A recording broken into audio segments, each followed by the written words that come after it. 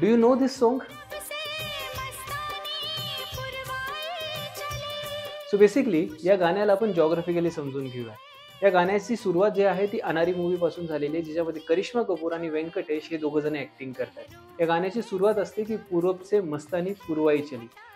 पूरब से मस्तानी पूर्वाई चली. ज्यावेळेस मान्सून येतो, मान्सूनच्या दोन ब्रांचेस पडतात. एक आहे अरेबियन सी ब्रांच आणि दुसरी आहे बे ऑफ बेंगॉल ब्रांच. जी बे ऑफ बेंगॉल ब्रांच आहे ती बे ऑफ बेंगॉल क्रॉस करते आणि हिमालयाला जाऊन धडकते.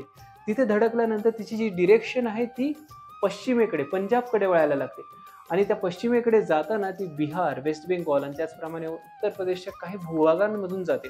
त्या भूभागात या वाऱ्यांची जी दिशा असते ती पूर्वेकडून पश्चिमेकडे असते. म्हणून त्या गाण्यात असं म्हणलेलं आहे की पूरब से मस्तानी पूर्वाई चली.